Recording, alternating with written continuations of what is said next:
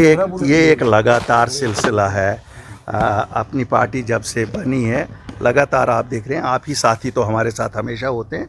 लोग आ रहे हैं जो आ रहे हैं। अब थोड़ा सा इसमें इजाफा इसलिए है क्योंकि लोगों को समझ आया है कि जो जिस चीज़ के लिए हमें लोग गालियाँ 2020 में दे रहे थे, आज लोगों को लग रहा है अल्ताफ़ बुखारी और अपनी पार्टी सच बोल रही थी, बाकियों का धोखा था। तो उसी सच की ये ज्वाइनिंग हमारी कोई कारकर्दगी नहीं है, ये सच को देखे ज्वाइनिंग हो रही है। और सच यही है कि लोगों के साथ पिछले 72 साल धोखा हुआ है। हम सच बोलते हैं, ये मुल्क हमारा है, हम इसके शहरी हैं, कॉन्स्टिट्यूशनल राइट्स हमारे हैं और दिल्ली को देने ही पड़ेंगे। सर, टारगेट किलिंग्स को लेकर बहुत अफसोसनाक वाक़ा है। मेरा सर शर्मिंदा हमेशा होता है। क्या कहेंगे हम लोगों को, इंसान मारना सबसे बड़ी जो गुनाह मैं मानता हूँ। बेगुनाह इंसान मारना बेगुनाह हो तो फिर तो ज़्यादा ही गुनाह है। और हम इसीलिए सफ़र कर रहे हैं। जो हमारे आप मोस्ट देखते हैं, कभी बर्फ़ नहीं है, बारिश नहीं है, ये इसी का खामियाजा है। मैं अपील करता हूँ अपने साथियों से जो यहाँ लोग हमारे रहते हैं, आम शहरी, कि हमें उठना पड़ेगा। ये जो कातिल हम में बेड़ियों के बेस में हैं, इनको नंगा करना पड़ेगा। जब तक ना हम उठेंगे तब तक इसका हल नहीं होगा, वरना हम पे अजाब नाजिल होता ही रहेगा खुदा का। टॉलिस्टिक क्लेम्स किए जा रहे हैं नॉर्मलसी के लिए। लेकिन देखिए इसको एबनॉर्मलसी ना कहिए। देखिए ये एबनॉर्मलसी हर एक कोशिश करेगा कहने की। ये एबनॉर्मलसी नहीं है, ये पागलपन है। पागलपन को आप एबनॉर्मलसी थोड़ा ही कहेंगे। ये कुछ लोग पागल हो गए हैं। अब पागल कुत्ता होगा तो आप कहेंगे साहब फिर यहाँ शहर में पागल कुत्ते ही घूम रहे।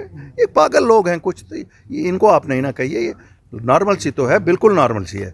मैं आश्वासन देता हूँ हिंदुस्तान के सभी लोगों से, आइए, कश्मीर नॉर्मल है। ये जो एबरेशंस है हम इनको भी रोकेंगे। हम लोग जम्मू कश्मीर के लोग खड़े हो जाएंगे और हम रोकेंगे। हम आपकी सिक्योरिटी है यहाँ। अभी नेबरिंग कंट्री में इलेक्शंस हो रहे हैं, क्या आपको लगता है मुझे कोई इंटरेस्ट नहीं है नेबरिंग कंट्री के इलेक्शन में। या मुझे ये इंटरेस्ट है कि मेरे जम्मू कश्मीर में कब इलेक्शन होगा, जो मुझे नहीं लगता है दिल्ली इंटरेस्टेड है। उन्होंने हमारे डेमोक्रेटिक राइट से हमें दूर रखा हुआ है। पार्लियामेंट वो अपने सवाद के लिए कर रहे हैं, उनको अपनी हुकूमतें बना। हमें क्या मिलता है? 3 MPओं ने क्या किया जो कश्मीर से गए? क्या वो बचा सके 370-35 से?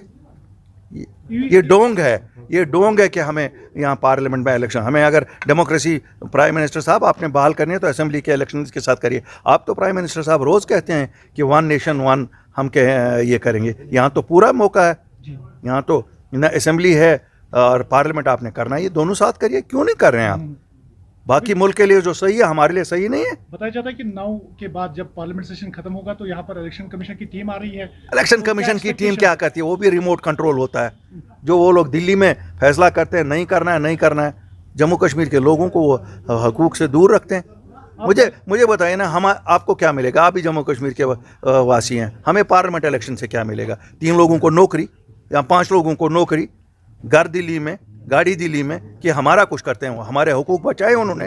वो थे ना 2019 में वहीं सबसे बड़े लीडर हमारे थे ना नेशनल कॉन्फ्रेंस के, वहाँ उन्होंने बचाया हमारा कुछ।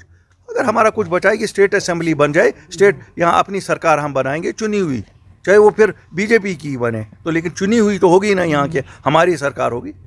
क्योंकि कुछ आप सुनिए, रिजर्वेशन की आपने बात की। ये अच्छा है कि अगर एक तबके को और रिजर्वेशन दी गई है, अच्छा है। लेकिन मेरी एक अपील होगी वज़ीर आज़म से, 45% हमारी आबादी नौजवान है और इस 45% नौजवान तबके में आप एक तबके को तो रिजर्वेशन देते हैं, अब दूसरे को भी देते हैं।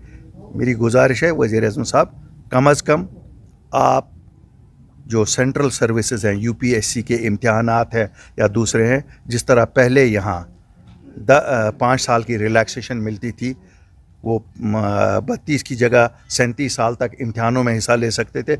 सभी जो सेंट्रल होते थे एक बार फिर वो राइज की जाए, ताकि जम्मू का डोगरा, कश्मीरी मुसलमान भी उसमें पार्टिसिपेट करे, कश्मीरी पंडित भी उसमें पार्टिसिपेट करे, ब्राह्मण भी पार्टिसिपेट करे। वज़ीर आज़म साहब इंसाफ करिए। हम नहीं कहते हैं पॉलिटिकल रिजर्वेशन, इन बच्चों को तो दीजिए। ये बच्चे वो हैं जिन्होंने पिछले 30 साल में बहुत सफ़र किया है।